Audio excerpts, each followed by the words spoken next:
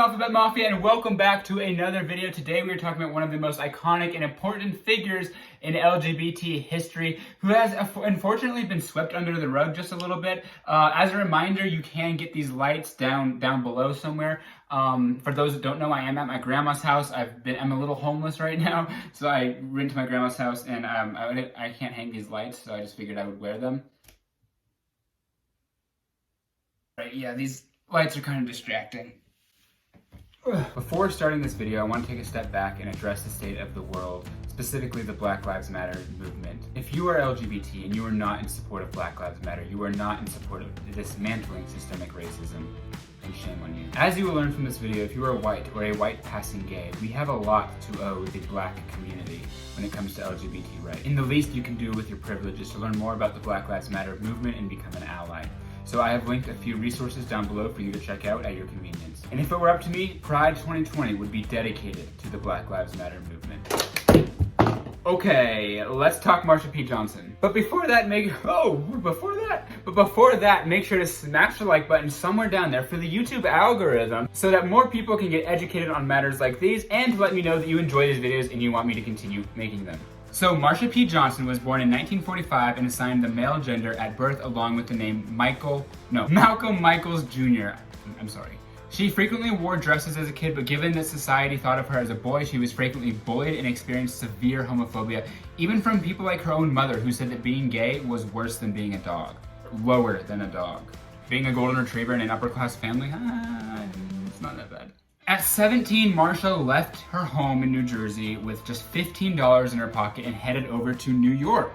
See, I tell all you gay babies that if you're in a homophobic environment, your #1 priority needs to be to save money so that you can move out and get a cute little apartment with some gay friends that you either met online or met at school, and that should be your #1 priority if you are in a homophobic environment. Okay, so now Marsha is in New York. She's escaped her toxic environment and she doesn't have much money, so she's working as a drag queen, and she also resorted to some sex work to help pay the bills. Because, well, it's the 1960s, who's going to hire a trans woman, more specifically a black trans woman? And so while the concept of transgender didn't really exist as much back then, Marsha did identify as a transvestite, and she did like to wear women's clothes, and she did use she, her pronouns. So by all means today, she'd be considered a trans woman, most likely. That's what she would identify with. Okay, so Marsha's in New York doing her thing, being a drag queen, and this is like the 1960s, right? So like every minority group is like majorly oppressed. If you're not a white, straight Christian man, then sweetie, you gotta go. This land is my land, it is not your land.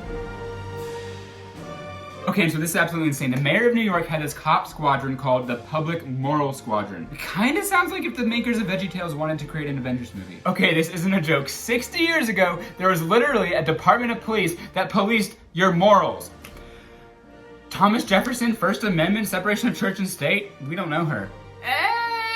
That's what they said. Now, as you all probably know, shit went down at the Stonewall Inn, which really wasn't much of an inn, but it was actually more of a mafia-run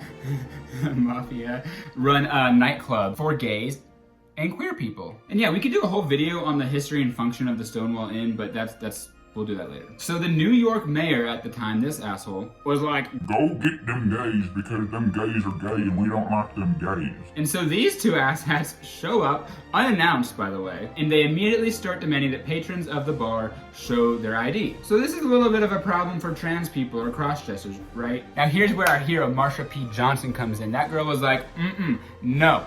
We are here, we are queer, period! And as the story goes, that bitch climbed up a lamppost and chucked a shot glass at a cop car and breaking the cop car window, shattering the glass. That was the shot glass heard around the world. And so with that throw, others started joining in, throwing bricks and other random shit they could find.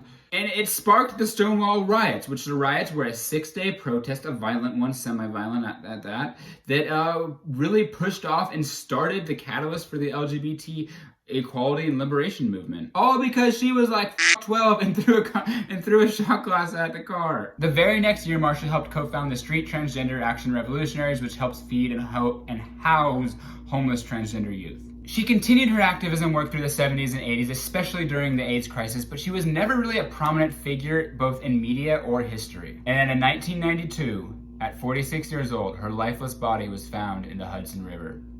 And of course, without much investigation, the police ruled it a suicide. So remember Pride Month, remember Marsha, remember that it was a black trans woman of color, well that's redundant, but a black trans woman sparked the movement of LGBT liberation and equality. Without Marsha chucking that shot glass and saying, well, we would not have the rights and equality that many of us enjoy today. Once again, there are links to learn more about BLM as well as learn more about Marsha P. Johnson. Thank you all so much for watching. Please like this video and subscribe because we are here and we are queer and you are the Alphabet Mafia. We are the Alphabet Mafia. We are so strong together. Thank you. I love you all. Have a beautiful day, evening, morning, whatever it is. Good night.